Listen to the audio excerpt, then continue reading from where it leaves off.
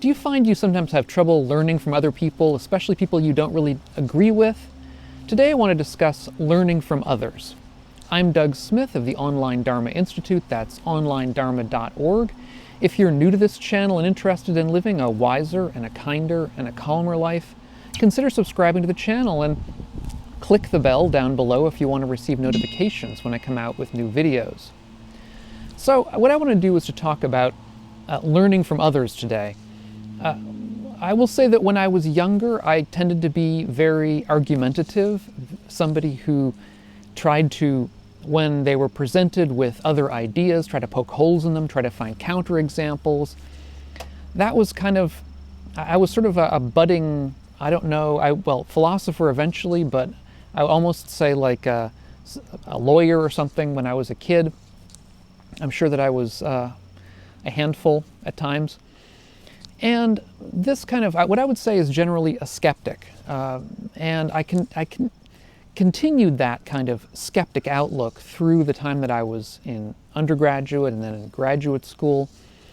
And after graduate school, I was in the skeptic community for a number of years, over a decade really, helping out in various ways. And I do want to emphasize that the skeptic community is a great community, and there's a lot of good that they do in the skeptic community by helping people to be able to tell the difference between claims that are well-founded, that we find especially in the news and in public discourse, and claims that are not well-founded.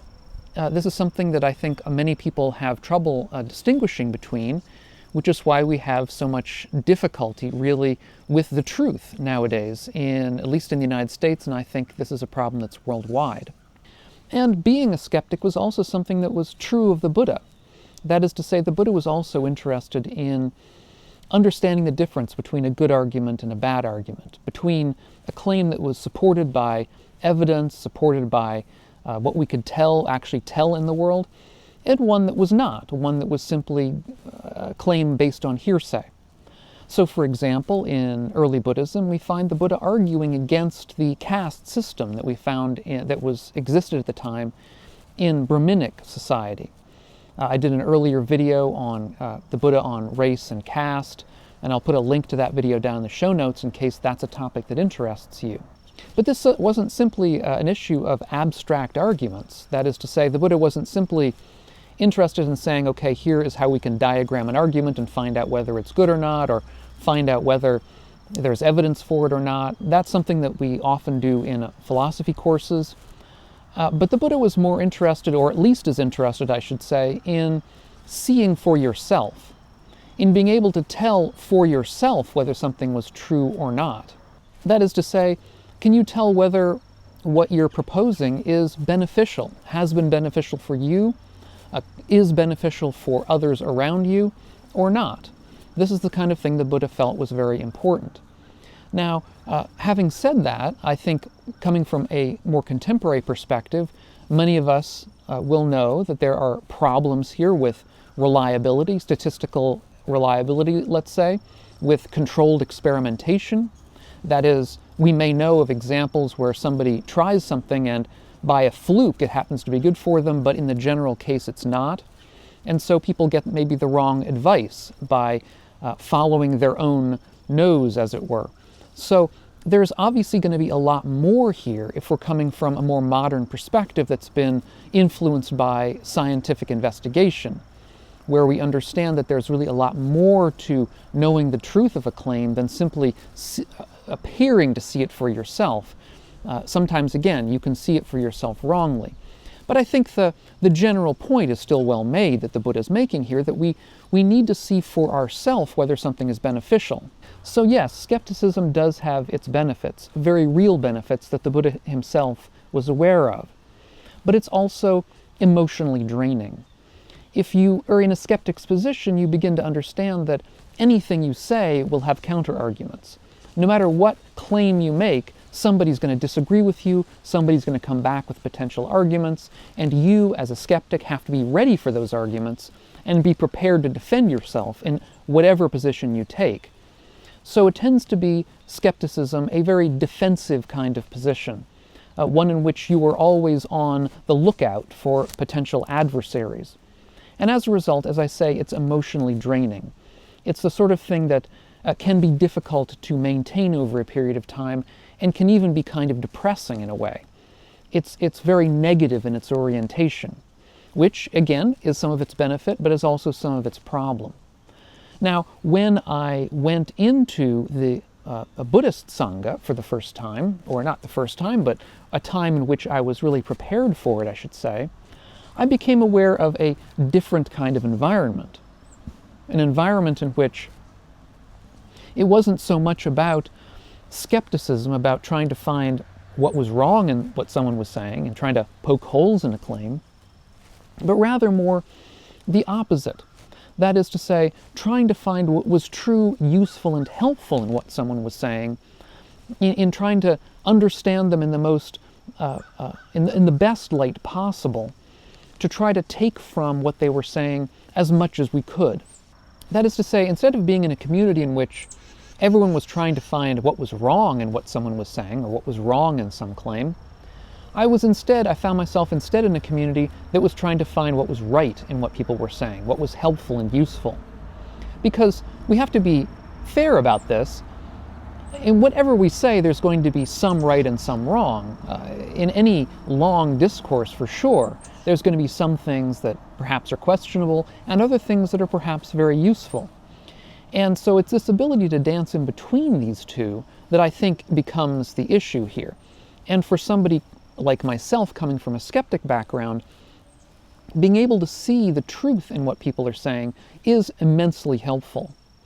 Because I think we can understand that there are cases in which we may say something that's literally false, perhaps, that isn't true, but nevertheless that has some point that's being made, some underlying larger point, which is well taken, in fact, which can be very helpful, perhaps.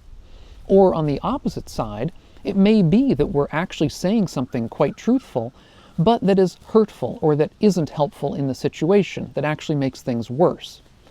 And understanding this kind of nuance between the actual literal truth of what we're saying and the deeper kind of truth is one that I think we have to learn as we're on the path, and indeed as we're interacting with other people, which we actually have to do all the time.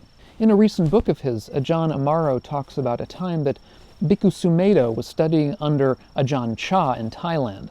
Ajahn Chah, if you don't know him, was one of the most eminent kind of meditation teachers, Buddhist teachers in Thailand. And when Bhikkhu Sumedho, eventually Ajahn Sumedho, studied under him, he had a difficulty with another monastic who was also studying under Ajahn Chah. And apparently this monastic was slightly senior to Ajahn Sumedho, to Bhikkhu Sumedho at the time, but in any event was a loudmouth, was somebody who was making difficulty, making trouble.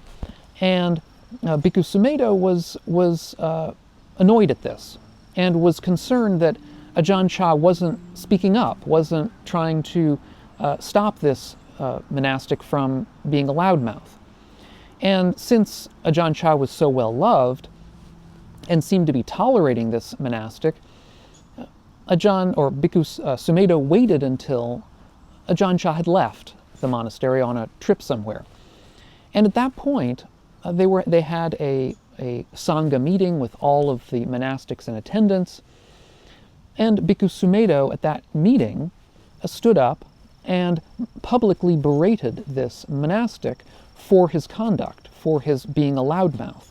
Now, it was literally true that this monastic apparently was a loudmouth, and the other monastics knew it, and this monastic then, the loudmouth monastic, was so ashamed that eventually he left the monastery. He decided to disrobe. When this was finished, eventually Ajahn Chah came back to the monastery and heard about all of this, and he, noticing this problem, noticing this issue that had come up with Bhikkhu Sumedho, he called Bhikkhu Sumedho to him. And he said that, and he told Bhikkhu Sumedho that while it was indeed true that this monastic was a loudmouth and was saying things that were not particularly perhaps even right speech. I don't know. I'm not exactly sure what he was saying, but in any event, he was being a loudmouth. Nevertheless, Ajahn Chah said that this monastic had his heart in the right place. He was not really trying to make a problem. And Ajahn Chah went and further said to Bhikkhu Sumedho that you are right in fact, but wrong in Dharma. Right in fact, but wrong in Dharma. And that, I think, is the point that we want to take from this case here, that it's possible to be right in fact, but wrong in Dharma. There often are things that we can learn from people that we consider in the wrong or people that we consider disagreeable. And in my own case, I have taken to that quite a bit. One example being that Bhikkhu Thanissaro, who is a very eminent monastic in the West and has written quite a lot of Sutta studies and Dharma studies over the years, is a very traditional monastic and a person who has written a certain amount, I won't say an enormous amount, but a certain amount that I disagree with, and that I'm aware that I disagree with because of his relatively conservative kind of take on a number of matters in Buddhism. And it used to be, quite a while ago in my life, that I simply wouldn't have read somebody that I disagreed with like that. However, I was willing to make, I would say, an opening in my heart to read him, many years ago now. It's been quite a while, but in any event, to read him. And I have always found, or I shouldn't say always, but almost always found that he teaches me something very deep when I read what he has to say. I don't always agree with him, even now, but I certainly agree with him enough, or at least I find enough of interest and use and depth in his Dharma works on his website and talks and other places that I certainly do. And in fact, when he writes pieces that are, for instance, in Tricycle magazine, I often find them some of the best pieces in the magazine, even though, in a general sense, I'm not exactly on the same page as him in a number of ways. So I think that we have to be careful we should have to be careful not to throw the baby out with the bathwater, as they say. Or, to put it another way, when we're reading somebody, we can read the baby and not read the bathwater. We don't necessarily have to accept everything from somebody in order to be charitable to them. I had a question a while back from somebody here on my YouTube channel who was asking about the problem he was having with his Sangha, that he didn't agree with a lot of the people in the Sangha about certain kinds of matters. He didn't elaborate. And my own feeling is that that isn't necessarily a problem. I mean, for my own sake, for my own case, when I am in a Sangha with other people, I'm sure that there is plenty that we don't necessarily agree about. And some of this will come up in Dharma talks, Dharma discussions. If we're having small breakouts, which we do sometimes in Dharma talks, I'll often notice that there are things that we're not necessarily seeing eye to eye on in various respects, myself and other people in the Sangha. However, I think if we can be charitable to each other and overcome these things, we'll begin to realize that no matter what Sangha we're in, no matter what the size of it, we're never going to agree with everybody in that Sangha.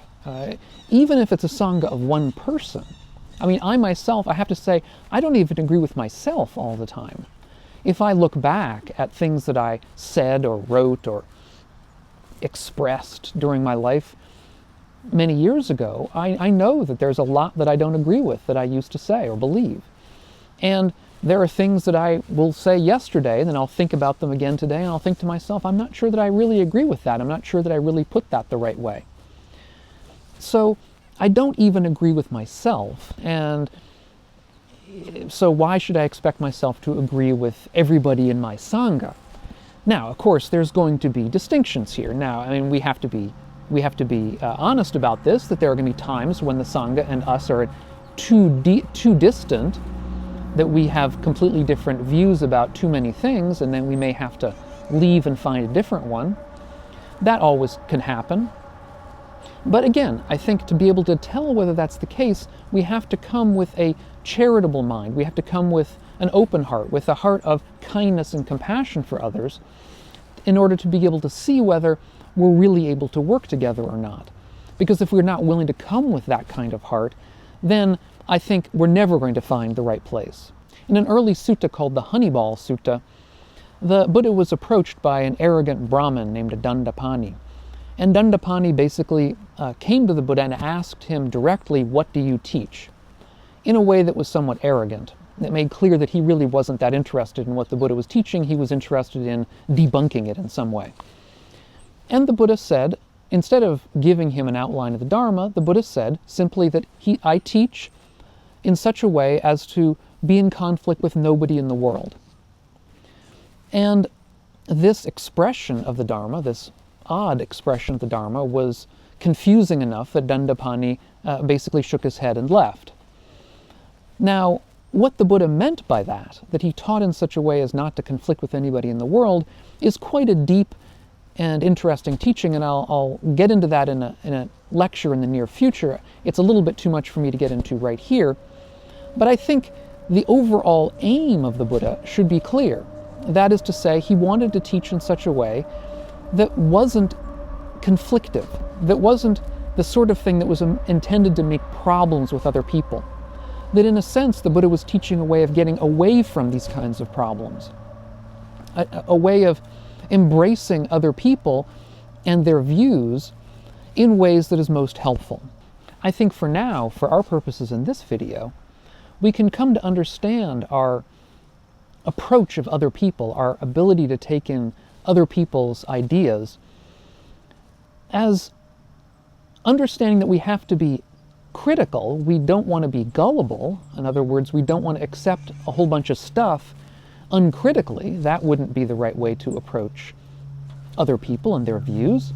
But at the same time, we don't want to be closed-minded. We want to be charitable to them. We want to interpret their ideas in the best light possible, the best light that we can give them. We want to come to their ideas with a mindset of, what are they saying that might be useful to me? What are they saying that might be helpful? And in that way, we can come at this problem, I would say, in a middle way in between extreme skepticism on the one hand and extreme, shall we say, gullibility on the other, or extreme acceptance on the other. And neither of those extremes is to our benefit. The middle way is really going to be the wisest way forward. So can you see for yourself a way of being both critical and charitable at the same time, of holding those attitudes in your mind at the same time? I would say, if you're able to, that is one of the routes towards wisdom. And I know myself that I was more on the critical side, on the skeptic side, and so I needed more of a training in acceptance, more of a training in being charitable. But having gotten some of that training through my Sangha, through Buddhism, I find that my approach to other people is now more balanced. Not that it's perfectly balanced, and I certainly do get into my issues from time to time, but it's better balanced. And perhaps you're in the other way. Perhaps you're more on the accepting side and so need more of a critical kind of impulse in your thinking. Well, that's something that's good to know. None of this is to say that there aren't some people that we really shouldn't listen to. There are certainly some people, perhaps in our lives, certainly on the broader stage, whose ideas are perhaps so repellent, so problematic, so difficult, so filled with hate and damage, that we have to learn to simply disregard a lot of what they're saying in the sense of not accepting it. We may, if we're strong enough, want to consider opening our hearts to why people might accept this, trying to understand why people might accept what we find hate-filled ideas. But nevertheless, none of this is to say that we have to accept everything from everybody. We still have to be choosy. But it is to say that we should open our hearts more and open our minds more. Now, I did an earlier video on some aspects of wisdom, of what really makes somebody wise and what makes a wise kind of attitude that we might take into our lives. And I'll put a link to that up on the screen. I'd suggest checking that out. Thanks so much to all of you, to my friends and supporters over on Patreon. If you're getting something out of these videos, please check out Patreon and see if you want to join us. Thanks so much, and we'll catch you on the next video. Meanwhile, be well.